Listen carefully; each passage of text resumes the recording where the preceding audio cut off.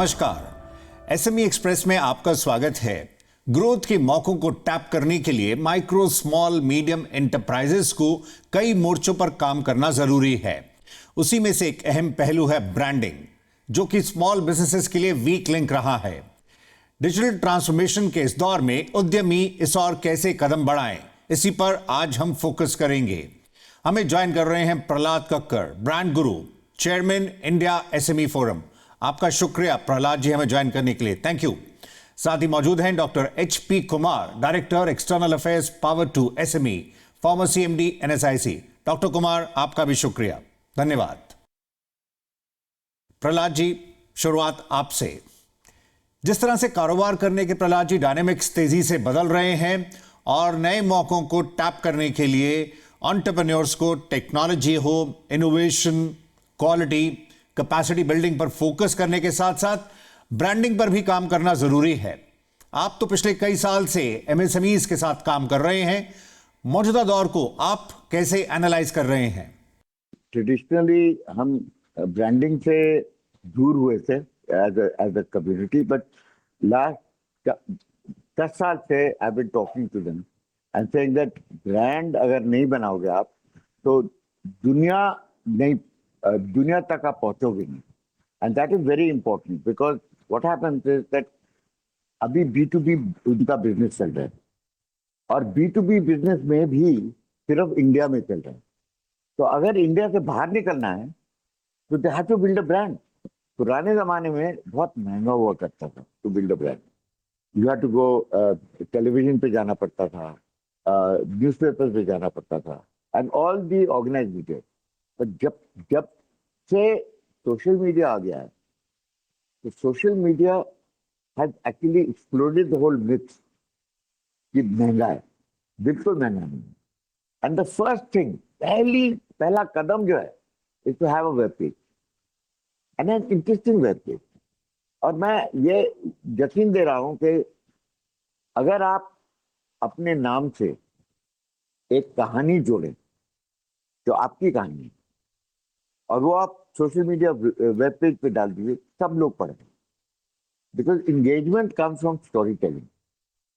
आप सिर्फ नक्स and bolt के बारे में बात करेंगे तो nobody is interested, but if you tell the story of how you started, कौन था, कैसे हुआ, what is the moral lesson you learn, how many times आप फेल हुए और तब भी आपने गिव अप नहीं किया और अब इतने मंजिल तक पहुंच गए हैं जहां आप गियर्स अपने मैसेजेस को सप्लाई कर रहे हैं।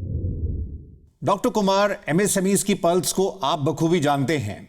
In order to stay relevant and grow, MSMEs को आप क्या कहना चाहेंगे? खासकर आज की थीम ब्रांडिंग के महत्व को आप कैसे बताएंगे? देखिए, आपने बहुत अच्छा विषय चुना है आज के डिस्कशन के लिए। ब्रांडिंग एक बहुत महत्वपूर्ण माइलस्टोन है किसी भी इंडस्ट्री के लिए और विशेषकर माइक्रो स्मॉल मीडियम एंटरप्राइजेस के लिए। आप अवगत हैं कि माइक्रो स्मॉल मीडियम एंटरप्राइजेस इस देश में कितना कंट्रीब्यूशन कर रहे हैं और उनकी संख्या क्या है और किस तरह से वो अपनी ग्रोथ के लिए हर तरह की कोशिश कर रहे हैं और उसमें कई तरह की समस्याएं भी वो फेस कर रहे हैं। ब्रांडिंग एक ऐसा इशू है जिसमें MSME सेक्टर की अवेयरनेस ही नहीं है। ब्रांड बिल्डिंग एक इतना इंपॉर्टेंट है, जिसका इंपॉर्टेंट एस्पेक्ट है, जिसमें बड़े कॉरपोरेशंस, लार्ज इंडस्ट्रीज, वो चाहे डोमेस्टिक हो चाहे वो इंटरनेशनल कॉरपोरेशंस हो, वो ब्रांड बिल्डिंग करके उसका अच्छा रिटर्न उनको मिल रहा है, ब्रांडिंग वैल्यूएशन से भी और ब्रांडिंग से मार्केटिंग में अपनी कॉम्पिटिटिव स्ट्रेंथ बिल्ड करने में भी। परंतु MSME सेक्टर में, छोटे उद्योगों में, छोटी इकाइयों में ब्रांड के लिए कोई बहुत अधिक ना तो अवेयरनेस है, ना ही कोई एंटरप्रेन्योर्स में, स्मॉल और मीडियम एंटरप्रेन्योर्स में ब्रांड के लिए कोई बहुत अधिक उत्साह नजर आता है। तो मेरा विचार यह है कि ब्रांडिंग एक बहुत इंपॉर्टेंट इशू है। ब्रांडिंग से SME सेक्टर को बहुत अच्छी मार्केटिंग और कॉम्पिटिटिव स्ट्रेंथ मिल सकती है, उनको ग्लोबलाइज्ड मार्केट मिल सकती है, उनका स्केल अप हो सकता है बिजनेस का। परंतु इसके लिए कुछ इनिशिएटिव्स लेने की जरूरत है जो कि इंडस्ट्री को स्वयं भी लेने होंगे, इंडस्ट्री चैम्बर्स के थ्रू, और गवर्नमेंट को भी इसमें स्टेप इन करना होगा ताकि ब्रांड बिल्डिंग के लिए एक अच्छा माहौल खड़ा किया जा सके। प्रहलाद जी, कंपनियां केवल प्रोडक्ट सेल नहीं करती, वो एक्सपीरियंसेस भी सेल करती हैं, तो आखिर ब्रांडिंग के लिए एमएसएमईज पहला कदम कैसे रखें? आपका स्मॉल बिजनेस कम्युनिटी के लिए क्या मैसेज होगा? माय मैसेज इज दैट आपको पहले अटेंशन उनका पकड़ना है स्ट्रेट अवे कि आप कौन है, आप क्या है और आप क्या करते हैं। क्योंकि इतने सारे वेब पेजेस हैं अभी सोशल मीडिया पे, तो people just scan through them. पर आप पे क्यों रोकेंगे? अगर आप एक विजुअल धाकड़ विजुअल उधर पहले पेज पे लिखे और एक लाइन लिखे जहां आप लोग पकड़ सकते हैं आपको, then you will have the attention and they'll be able to go through the whole thing. Now for that you have to have a story. अगर आपकी कहानी है जो जर्नी और simile or something from already हमारी कितनी कहानियां हैं जहाँ कितने सबक समझते हैं हम, तो उसके साथ अगर हम शुरू करें तो people will be a little more engage. They will not think that ये कोई छोटी सी कंपनी है वो अपने बारे में बात कर रहे हैं। It is not a question of छोटी सी कंपनी। छोटी सी कंपनी है with a great big story and people are engaged by story. Doctor Kumar, आप मानते हैं ब्रांडिंग से एसएमईज पोटेंशियल कस्टमर्स के साथ रिलेशनशिप बना सकते हैं? ब्रांडिंग से ऑर्गेनाइजेशन की कोर वैल्यूज हो या फिर इंडस्ट्री में पोजीशनिंग, इसके बारे में पता चलता है। यानी इस राह पर एसएमईज का चलना जरूरी है। यस, मैंने बताया कि एमएसएमई सेक्टर इस देश का सबसे बड़ा इकोनॉमिक सेक्टर है। एग्रीकल्चर के बाद एमएसएमई सेक्टर ही इकोनॉमिक एक्टिविटी में सबसे अधिक कंट्रीब्यूशन करता है, सबसे अधिक एम्प्लॉयमेंट क्रिएट करता है। और एमएसएमई सेक्टर के द्वारा ही हम देश में अनएम्प्लॉयमेंट के समस्या को दूर कर सकते हैं। अपना वर्ल्ड में जो हमारा 5 ट्रिलियन इकोनॉमी और उसके आगे जाने का जो विजन है उसको हम अचीव कर सकते हैं। परंतु एसएमई सेक्टर में इंटरनेशनल लेवल पे अभी बहुत काम करने की आवश्यकता है, उनको ग्लोबल मार्केट तक पहुंचाने के लिए। देश में भी अपनी मार्केटिंग के अंदर एक ट्रस्ट की आवश्यकता होती है। एक एक्सपेंशन के लिए, स्केल अप करने के लिए कस्टमर के साथ एक रिलेशनशिप की आवश्यकता होती है, जो कि ब्रांड के माध्यम से बहुत अच्छी तरह से की जा सकती है। प्रहलाद जी, जैसे आप जिक्र कर रहे थे कि एक समय ब्रांडिंग मतलब ह्यूज इन्वेस्टमेंट था, पर आप मानते हैं डिजिटल मार्केटिंग एसएमईज के लिए कॉस्ट इफेक्टिव होने के साथ साथ ज्यादा टारगेटेड भी हो सकती है। साथ ही एआई टूल्स कई नई संभावनाएं भी खोल रहे हैं। Digital media has now reached the stage where you can actually target your audience. You can decide who you want to reach more than anybody else. अब देखिए, जो AI is coming, आपको आपके फोन में इतना सारा रबिश आता है which you never ask for. कैसे? Because somebody sitting somewhere has tapped into AI and said, I want to reach Prahlad Kakkad with my message because ये मेरा potential client है. It's an open playing field. And Right, we are the kings of digital media. You know, सब कुछ, all the programs are made in India. Everybody else is using it. Doctor Kumar, SMEs को marketing goals को लेकर पूरी clarity होनी भी चाहिए। जैसे कंपनी ग्रो करती है, गोल्स की समीक्षा करना जरूरी है और उसी प्रकार से वो आगे की रणनीति बना सकते हैं। इस पहलू को आप कैसे देखते हैं? देखिए, मार्केटिंग स्ट्रेटजी तो पहली आवश्यकता है किसी भी एंटरप्राइज के लिए, माइक्रो स्मॉल मीडियम एंटरप्राइज हो या लार्ज एंटरप्राइज हो। मार्केटिंग स्ट्रेटजी में मार्केटिंग के अंदर सबसे पहले तो ये देखना होगा कि आपका टारगेट कस्टमर है कौन।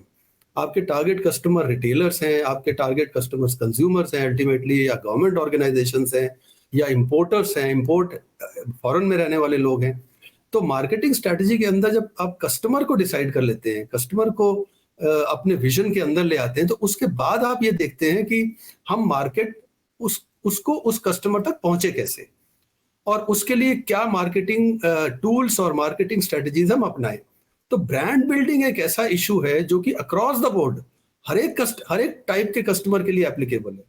गवर्नमेंट प्रोक्योरमेंट में भी अगर ब्रांड है तो गवर्नमेंट प्रोक्योरमेंट में उस ब्रांड की क्वालिटी टेस्टिंग की आवश्यकता शायद नहीं होती, और ब्रांड के बेसिस पे, उस ट्रस्ट के बेसिस पे कस्टमर उसको प्रोक्योर करता है। सिमिलरली फॉरेन कंट्रीज में रहने वाले लोग भी, जहां आप एक्सपोर्ट करते हैं, अगर ब्रांड नोन है तो उसके लिए भी उन्हें बहुत अधिक वेयर ड्यू डिलीजेंस करने की आवश्यकता या प्रोडक्ट की क्वालिटी के बारे में बहुत अधिक आवश्यकता नहीं होती। इंडिया में तो खैर विद इन दी कंट्री अगर आपका ब्रांड एस्टैब्लिश है तो मार्केट की कोई कमी नहीं है, चाहे वो कोई तरह का कस्टमर हो, वो चाहे कंज्यूमर हो, चाहे वो रिटेलर हो, होलसेलर हो, गवर्नमेंट ऑर्गेनाइजेशन हो, किसी तरह का कस्टमर हो। तो स्ट्रैटेजी को डिसाइड करने के बाद हम रीच आउट करने के लिए तो टूल्स डिसाइड करते हैं मार्केटिंग के, परंतु ब्रांड एक ऐसा इशू है जो कि अक्रॉस द बोर्ड सभी तरह के कस्टमर्स के लिए सभी तरह की स्ट्रैटेजीज में काम आएगा। प्रहलाद जी, तो फिर एसएमईज जो B2B स्पेस में ऑपरेट कर रहे हैं उन्हें आप क्या कहेंगे? उन्हें कई बार लगता है कि ब्रांडिंग तो उनके लिए है ही नहीं, उन्हें इसकी जरूरत नहीं है, इसको आप कैसे बताएंगे? See, the thing is that जो B2B हैं वो तो सोचते हैं कि ब्रांड मिलने की जरूरत नहीं है, हमारा ग्राहक पकड़ा हुआ है, जब तक ग्राहक ऑर्डर देता है हमारी गाड़ी चालू है। It's not true.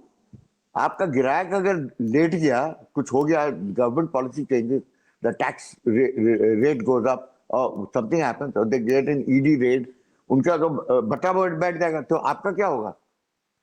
So you have to think that you have to go beyond B2B. You have to go beyond this country.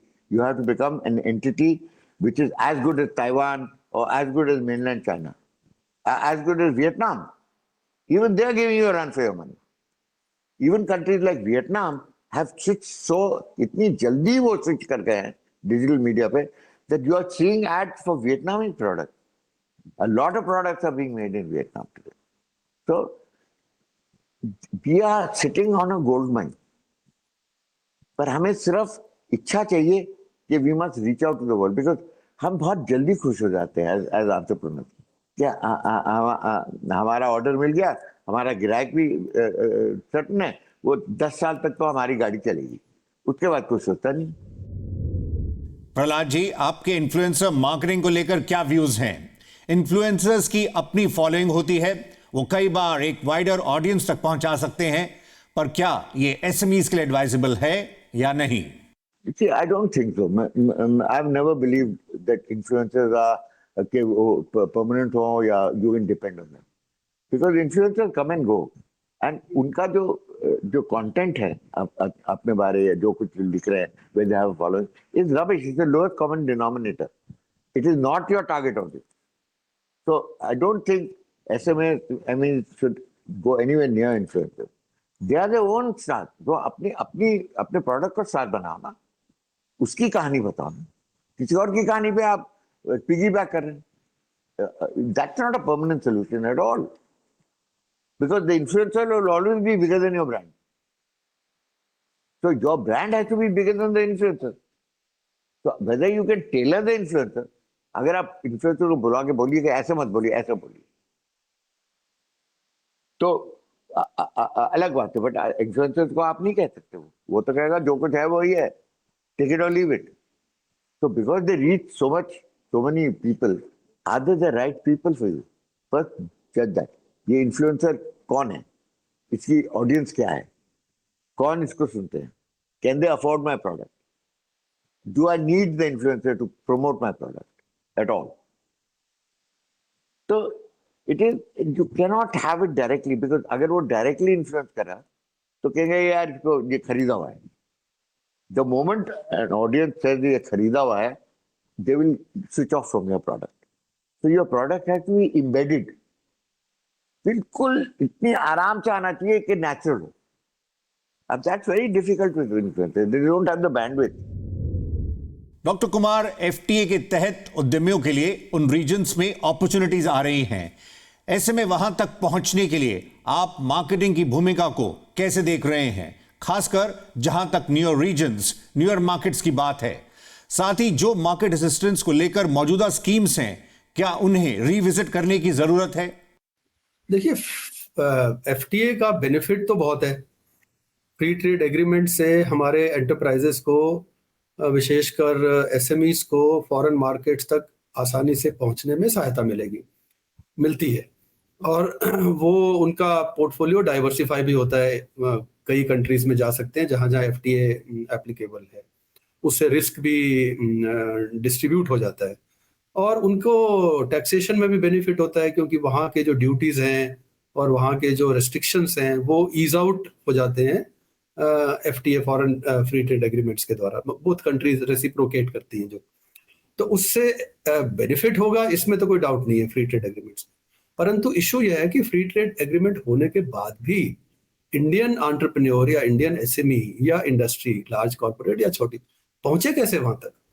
उसको पहुंचने के लिए हैंड होल्डिंग की आवश्यकता है और कुछ इंसेंटिवाइज मार्केट एक्सेस तक, मार्केट एक्सेस में कुछ प्रोग्राम के थ्रू उनको स्ट्रक्चर्ड तरीके से वहां ले जाके इंट्रोड्यूस कराने की आवश्यकता है, ताकि वो वहां पे अपने प्रोडक्ट्स को डिस्प्ले कर सकें, अपने प्रोडक्ट्स को इंट्रोड्यूस कर सकें, अपने ऑर्गेनाइजेशंस को बता सकें और नेगोशिएट कर सकें ऑर्डर्स लेने के लिए।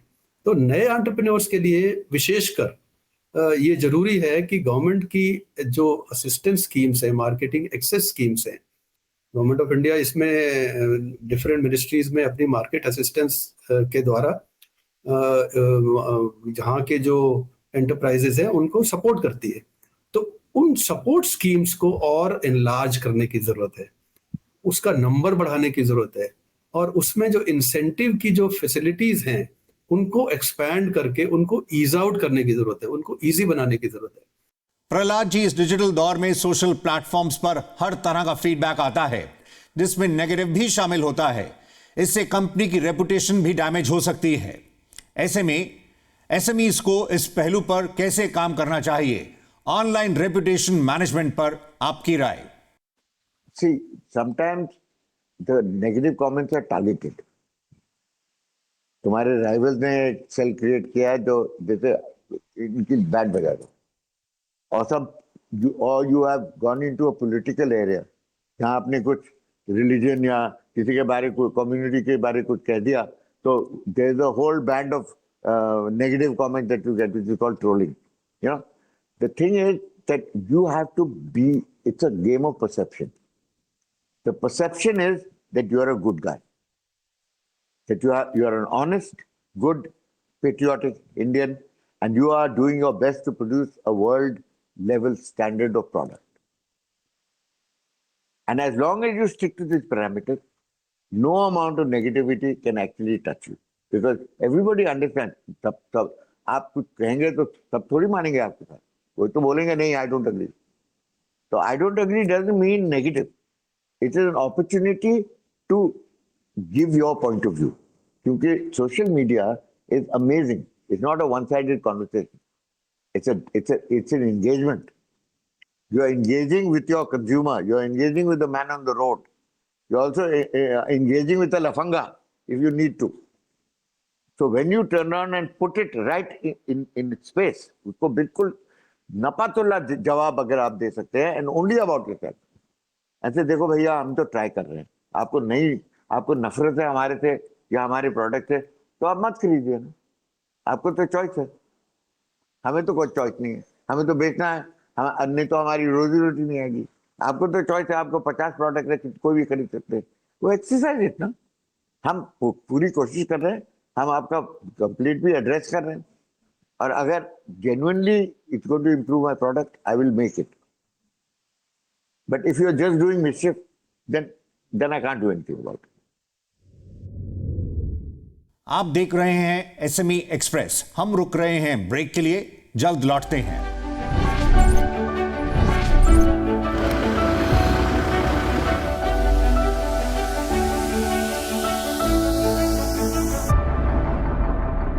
Welcome back. आप देख रहे हैं SME एक्सप्रेस। हम आज फोकस कर रहे हैं ब्रांडिंग मार्केटिंग पर। आइए आगे बढ़ते हैं। प्रहलाद जी, क्या आप मानते हैं स्मॉल बिजनेसेस को मार्केटिंग को एक्सपेंस की जगह एक इन्वेस्टमेंट की तरह ट्रीट करना चाहिए?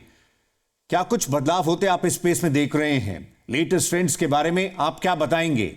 इनफैक्ट जेन नेक्स्ट की सोच को आप कैसे रीड करते हैं? No, all the youngsters in the industry today, or the next generation, the Z generation as we call them, is actually marketing through social media. They actually understand because they spend 4-5 hours on social media every day themselves. उनको मालूम है कौन क्या है और कौन सी मूली खेत में खड़ी है.